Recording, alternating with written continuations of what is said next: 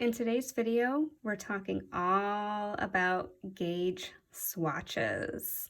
I know this isn't glamorous or fun, maybe something you're not really familiar with, but this is an incredibly crucial step to doing any crochet or knitting project. Why is gauge important? We want to make sure that our finished item is exactly like the pattern that we have purchased or that we're making. We picked that pattern for a reason, right? We want it to look like that. If we are not correct on our gauge, the item might be larger or smaller than it's supposed to be. The drape of the fabric could be impacted so it doesn't fit or sit as it should. So this is an important step to take. And I can tell you, I never used to do gauge swatches. I didn't really care for gauge swatches, and I ran into some problems. Sometimes yarn blooms, sometimes yarn shrinks during the washing and blocking process. So I have made hats before that, like, I thought the size looked right, but after I washed it, like, it grew too big and it didn't fit. And that was a really sad moment. I've also run out of yarn because my gauge was too big, so I didn't have enough yarn to finish a project. So there's a lot of reasons that doing a gauge swatch is incredibly important. So for the example today, I will be showing you the gauge for my Winter Wonderland ear warmer. This is a free crochet pattern. This is great for beginners. You can find this pattern on my website, thefurryknitter.com, also on other pattern websites such as Ravelry and Lovecrafts. So let's take a look at where you'll find gauge information. Okay. On a pattern page, it will tell you the gauge. Here it's 12 stitches in 9 rows and 4 inches of single crochet. This is really important here to tell you which stitch you want to do. The pattern here is done in single crochet, so that's why I have single crochet used here. The type of stitch used for the gauge may vary based on the pattern that you're using, so take a look and it will let you know which one to do.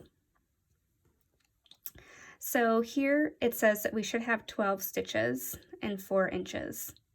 I always like to give myself a buffer room because sometimes the edge stitches might curl under or do something a little bit different. So you want to have a little bit of playroom on both sides. So I would usually do an extra maybe about 4 to 6 stitches than it calls for here. So I would do maybe 12 or 18 stitches to do my gauge swatch.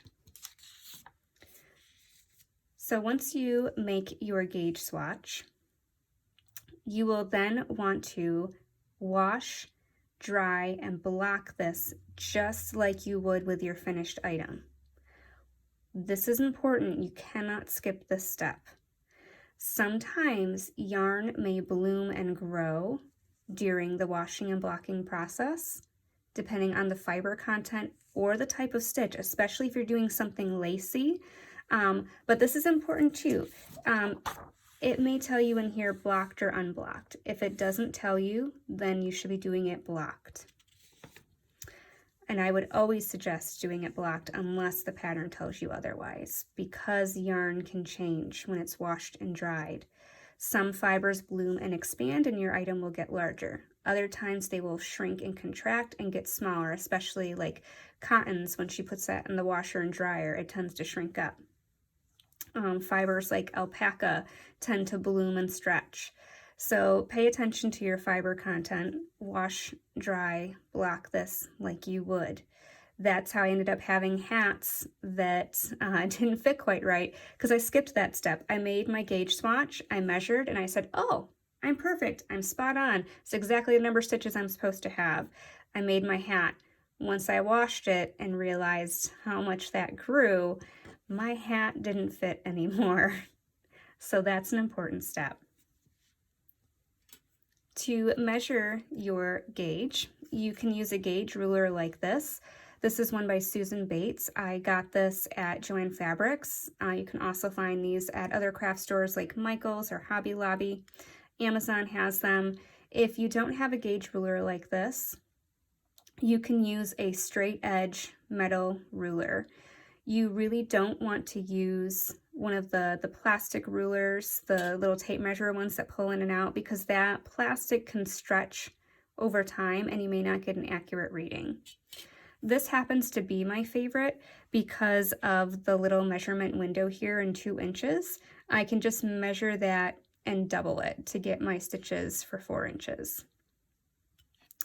I also will measure my gauge at a couple spots on my piece just to make sure I'm getting an accurate reading. So you can see my single crochets here. These are the little bumps from the single crochets. So let's go ahead and count that. 1, 2, 3, 4, 5, 6, 7. I'll come down here. 1, 2, 3, 4, 5, 6, 7. All right, I need to multiply that times 2 because I have to get how many I have in 4 inches. So 7 times 2 is 14 stitches. I have 14 stitches in 4 inches. Let's take a look at our pattern. Uh-oh, I'm supposed to have 12 stitches in 4 inches. So if I made my ear warmer with this, it's going to be a little bit larger than the finished item. Also, it's going to be a little denser, so the fabric is not going to sit the same. You can see this is a very dense fabric. It doesn't have as much give. This is more drapey fabric. It has more give. So if I made my ear warmer like this, it's not going to fit quite as right. It's going to be a little bit larger. And it's also not going to stretch to put it across the head quite as comfortably as the 12 stitches that this calls for. So how do I fix that? If you find that you have too many stitches, then you need to go up 1 or 2 hook sizes so that you're getting larger stitches. And repeat your gauge swatch process, remeasure, and see. If you find that you have too few stitches, you say we only had 10 stitches per inch, but we needed to have 12. Our stitches are too big. We need to go down 1 or 2 hook sizes and then repeat the swatch. The swatch also tells you rows. I'm more concerned with the stitches across. Rows, I may need to do a couple extra rows, so it's good to know that. If your height might not match, you may need to do a couple extra rows, but I'm really concerned here about being able to have the correct number of stitches across here because I can always kind of fudge it to add some more rows. If I wanted to see how my rows are, I have 1, 2, 3, 4. Well, the swatch is a little small, so that makes it a little hard. 1, 2, 3, 4 and a half. So 4 and a half, that is going to be about 9 rows. So my rows are on, but my stitches are off. So I know that I do need to change that needle size, and that may adjust my row size a little bit, but this is the important measurement here to get. And then we can play around with rows. You may not always get both of these to be exactly dead on, but you need to have this section here correct. And then you can always play with adding a couple extra rows for your height for your item.